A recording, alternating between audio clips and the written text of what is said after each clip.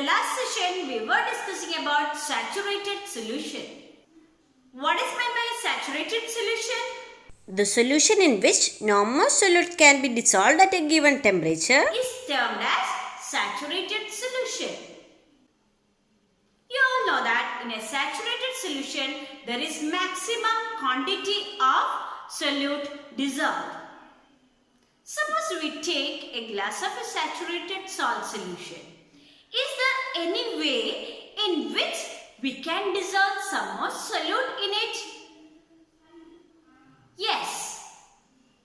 Saturated solution is prepared with a given quantity of solvent.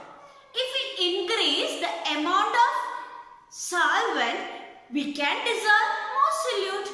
So if we add little more water to it, that means it can dissolve more solute. Now dear children, can we dissolve more solute in a saturated solution without adding more solvent? Actually, yes. How? By heating. If we heat water, the solubility of water increases. As a result, we can dissolve more solute in it.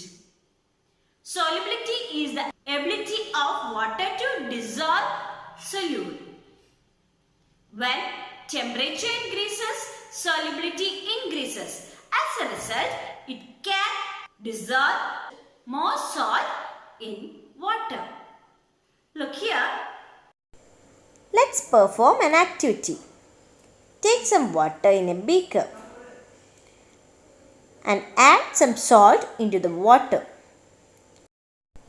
We have to prepare a saturated salt solution.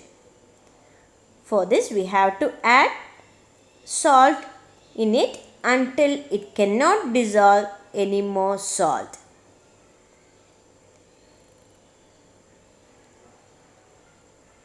Stir it well so that the salt added can dissolve. Add more salt if needed. This will give you a saturated solution of salt in water. Now add a small quantity of salt to this saturated solution and heat it. We observe that larger quantity of salt can be dissolved in water on heating. So in this session, we learned how to increase the solubility of water. Dear children, watch a video on saturated solutions.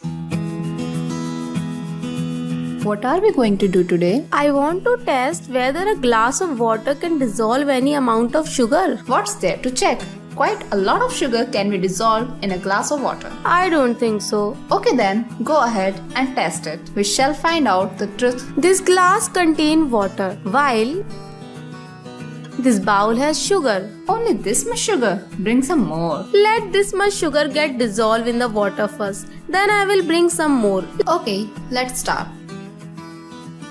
Put a spoonful of sugar into the water, miss.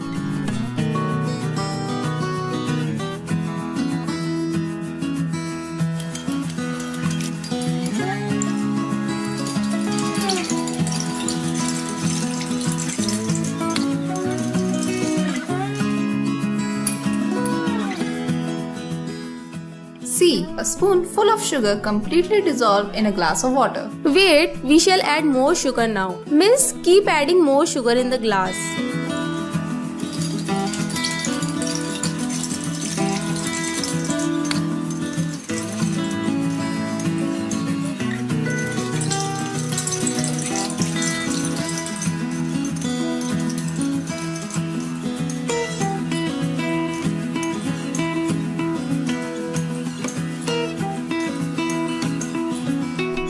Oh no!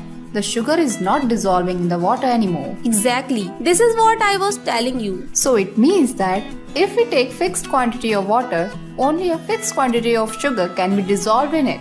Not just sugar. Any dissolving substance will have a fixed quantity that will dissolve in a given fixed quantity of water. That means things like salt, baking soda, etc. will also have a fixed quantity that dissolve in water. Yes, if you want, shall we try this test with some other dissolvable substance? Hey, if we do all the work, what will our friends do then? Friends, try this test with the other dissolvable substance and do. Okay, now tell me, what would you call this solution when sugar cannot be dissolved anymore in the water? When sugar dissolved in water, a solution was created. So what else would you call it other than a solution? It will be a solution when any substance dissolve in it. But when that substance cannot dissolve further, then it is known as saturated solution. Saturated solution.